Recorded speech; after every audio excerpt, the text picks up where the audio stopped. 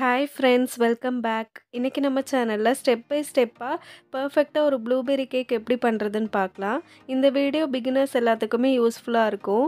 இப்போ இந்த கேக்குக்கு தேவையான இன்க்ரீடியன்ட்ஸ் என்னென்னு பார்க்கலாம். நான் 1/2 கப் அளவுக்கு மைதா மாவு எடுத்திருக்கேன். இதில் வந்து 1 டேபிள் ஸ்பூன் கார்ன்ஃப்ளவர் மாவு சேர்த்துக்கிறேன். கார்ன்ஃப்ளவர் மாவு வந்து ஆப்ஷனல் தான், சேர்த்திங்கன்னா கேக் வந்து இன்னும் சாஃப்டாக இருக்கும்.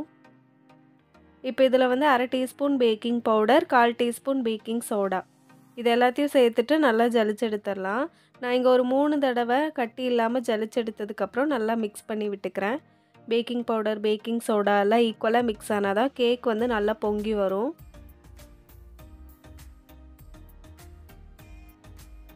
இப்போ இது வந்து இருக்கட்டும். அடுத்து கேக்குக்கு தேவையான வெட் இன்க்ரீடியன்ட்ஸ் என்னென்னு பார்க்கலாம். ஒரு ட்ரையான பவுலில் நான் 2 முட்டை எடுத்துக்கிறேன். முட்டை வந்து ரூம் டெம்பரேச்சரில் இருக்கணும். ஃப்ரிட்ஜில் வச்ச முட்டையெல்லாம் யூஸ் பண்ணிங்கன்னா சரியாக பீட் ஆகாது. இந்த 2 முட்டை கூட நான் வந்து ஒரு பிஞ்ச் உப்பு சேர்த்துக்கிறேன். சுகரை பேலன்ஸ் பண்ணுறதுக்காக ஒரு பிஞ்ச் உப்பு சேர்த்துக்கலாம். 1/2 டீஸ்பூன் வெண்ணிலா எசன்ஸ் சேர்த்துட்டு இதை வந்து பீட் பண்ண ஆரம்பிச்சிடலாம். நம்ம எடுத்திருக்க பவுலும் விஸ்கும் வந்து ட்ரையாக இருக்கணும். தண்ணி ஏதாவது இருந்ததுன்னா முட்டை வந்து சரியாக பீட் ஆகாது. கேக் அப்போ தான் நல்லா பொங்கி வரும்.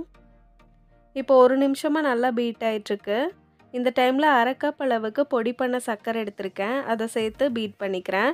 4லேருந்து 5 நிமிஷம் வரைக்கும் நம்ம ஹை ஸ்பீடில் பீட் பண்ணணும்.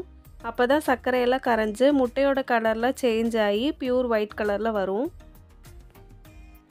நம்ம எந்த அளவுக்கு முட்டையை பீட் பண்ணுறோமோ அந்த அளவுக்கு நம்ம கேக் வந்து சாஃப்டாக இருக்கும்.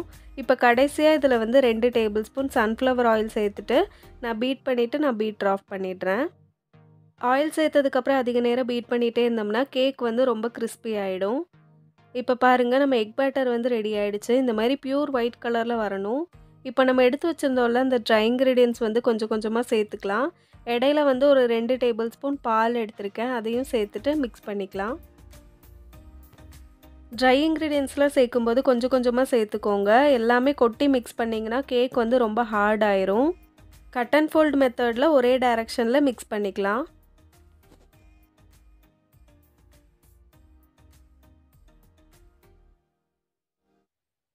நான் இங்கே வந்து ப்ளூபெர்ரி ஸ்பாஞ்ச் பண்ண போகிறேன். அதுக்காக ப்ளூபெர்ரி க்ரஷ் எடுத்திருக்கேன். அது ஒரு 2 டேபிள் ஸ்பூன் அளவுக்கு இந்த பேட்டர் கூட சேர்த்து மிக்ஸ் பண்ணிக்கலாம். கேக் வந்து இன்னும் ப்ளூபெர்ரி ஃப்ளேவரோட நல்லாயிருக்கும். அதுக்காக நான் வந்து 2 டேபிள் ஸ்பூன் பேட்டர் கூட ஆட் பண்ணிக்கிறேன். க்ரஷ் வந்து ஃப்ரிட்ஜில் வச்சதெல்லாம் யூஸ் பண்ணாதீங்க. ஒரு 1/2 அன் ஹவர் முன்னாடி வெளியே எடுத்து வச்சுருங்க. அது வந்து ரூம் டெம்பரேச்சரில் வந்ததுக்கப்புறம் பேட்டரில் ஆட் பண்ணிக்கலாம். இதில் நம்ம வந்து பர்பிள் கலர் சேர்க்கறதுனா கூட சேர்த்துக்கலாம். நான் இங்கே கலர் எதுவுமே சேர்க்கலை. இப்போ இதை வந்து 6 இன்ச் கேக் மோல்டில் ஊற்றிக்கலாம். பட்டர் பேப்பர் போட்டு க்ரீஸ் பண்ணி வச்சுருந்தேன். அதுக்குள்ளே ஊற்றி நம்ம பேக் பண்ணி எடுத்துடலாம். பாத்திரத்தை 10 நிமிஷம் ப்ரீ ஹீட் பண்ணி வச்சுருக்கேன். அதுக்குள்ளே இறக்கி வச்சு 30லேருந்து 35 நிமிஷம் வரைக்கும் லோ ஃப்ளேமில் பேக் பண்ணி எடுத்துடலாம். கேக் பேக் ஆகிட்டுருக்க டைமில் க்ரீம் ரெடி பண்ணிடலாம். நான் இங்கே பவுலும் விஸ்கும் வந்து ஒரு 1/2 அன் ஹவர் ஃப்ரீசரில் வச்சு எடுத்துக்க போகிறேன். இப்போ நம்ம வந்து சுகர் சிரப் ரெடி பண்ணிக்கலாம். நான் இங்கே 1/4 கப்பு சர்க்கரை எடுத்திருக்கேன்.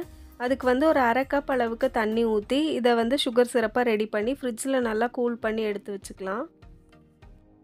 பவுலும் விஸ்கும் வந்து நல்லா ஃப்ரீஸ் ஆயிடுச்சு. இதில் வந்து நான் 1 கப் அளவுக்கு க்ரீம் சேர்த்துக்கிறேன். நீங்கள் கேக்கை வந்து டெக்கரேஷனில் அதிகமாக பண்ணுறீங்க அப்படின்னா க்ரீம் வந்து அதிகமாக எடுத்துக்கோங்க. இப்போ இதில் வந்து ஒரு 2 டீஸ்பூன் நான் பவுடர் சுகர் சேர்த்து இதை வந்து பீட் பண்ண ஆரம்பிச்சிடலாம். க்ரீம் வந்து ஸ்டிஃப் பீக்ஸாக வரணும், அது வரைக்கும் பீட் பண்ணிக்கலாம்.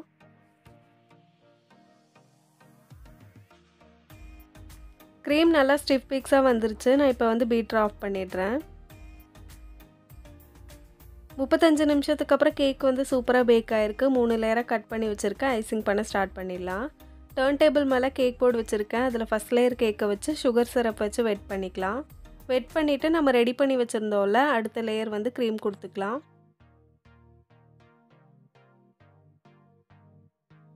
க்ரீமை வந்து ஒரு பைப்பிங் பேக்கில் ஃபில் பண்ணியிருக்கேன். இப்போ அடுத்த லேயர் வந்து க்ரீம் கொடுத்துக்கிறேன். இப்படி பண்ணும்போது ஈவனாக வந்து க்ரீம் எல்லா சைடும் ஸ்ப்ரெட் பண்ணிக்கலாம்.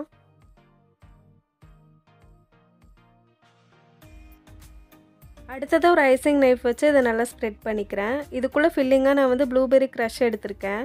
அதை சேர்த்து ஸ்ப்ரெட் பண்ணிக்கலாம்.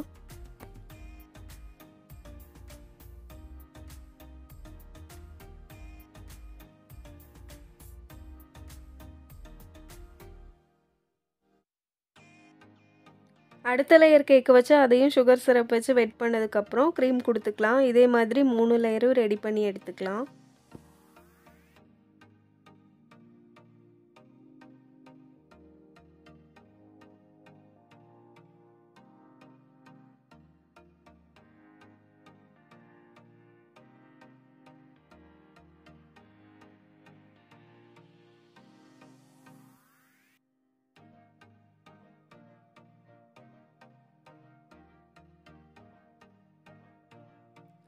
கடைசி லேயர் கேக்க வச்சு அதையும் சுகர் சிரப் வச்சு வெட் பண்ணிக்கலாம். இப்போ பாருங்க நம்ம ப்ளூபெர்ரி க்ரஷ் சேர்த்தனால அந்த ப்ளூபெர்ரிஸ் எல்லாம் கேக்ல இருக்கு.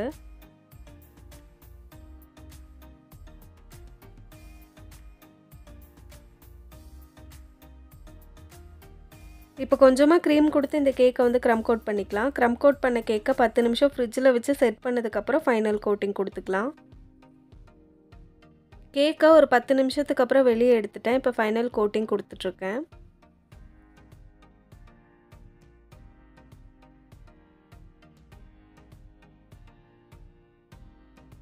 கேக்குக்கு ஃபைனல் கோட்டிங்லாம் குடுத்து முடிச்சாச்சு. இப்போ ஒரு பைப்பிங் பேக்கில் க்ரீமை வந்து ஃபில் பண்ணியிருக்கேன். எட்ஜஸை வந்து கொஞ்சமாக கட் பண்ணியிருக்கேன். கட் பண்ணிவிட்டு இந்த மாதிரி பபிள்ஸ் டிசைன் கொடுத்துக்கிறேன். இந்த டிசைன்லாம் பண்ணுறதுக்கு நாசில் எதுவுமே தேவையில்லை.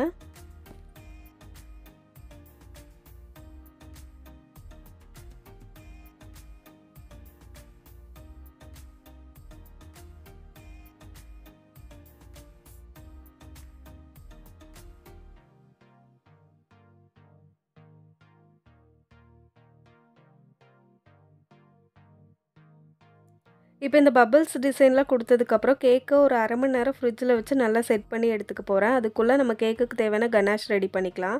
நான் இங்கே 1/2 கப்பு ஒயிட் சாக்லேட்டில் 2 டேபிள் ஸ்பூன் விப்பிங் க்ரீம் சேர்த்து டபுள் பாயிலிங் மெத்தடில் நல்லா மெல்ட் பண்ணியிருக்கேன். கூடவே நான் வந்து பர்பிள் கலரும் சேர்த்துருக்கேன். இப்போ அந்த கனாஷை வந்து கேக்குக்கு மேலே ஊற்றிக்கலாம். உங்ககிட்ட பர்பிள் கலர் இல்லை அப்படின்னா 2 ட்ராப் அளவுக்கு ப்ளூ கலரும் 3 ட்ராப்ஸ் அளவுக்கு பிங்க் கலரும் சேர்த்திங்கன்னா நல்ல ஒரு பர்பிள் கலர் கிடைக்கும்.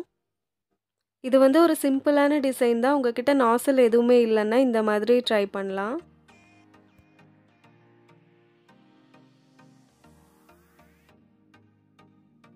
அவ்வளோதான் ஃப்ரெண்ட்ஸ், நம்மளோட சூப்பரான 1/2 kg வெயிட் வர ப்ளூபெர்ரி கேக் வந்து ரெடி ஆகிடுச்சு. இந்த கேக்கை ஃப்ரிட்ஜில் வச்சு நல்லா கூல் பண்ணதுக்கப்புறம் கட் பண்ணி சாப்பிட்டோம்னா ரொம்ப ரொம்ப டேஸ்டியாக இருக்கும். நீங்கள் பிகினராக இருந்தீங்கன்னா கண்டிப்பாக இந்த மாதிரி ட்ரை பண்ணி பாருங்கள். சேனலை இன்னும் சப்ஸ்கிரைப் பண்ணாமல் பார்த்துட்ருக்கீங்கன்னா மறக்காமல் சப்ஸ்கிரைப் பண்ணிக்கோங்க. அடுத்து இன்னொரு சூப்பரான கேக் வீடியோவில் பார்க்குறேன்.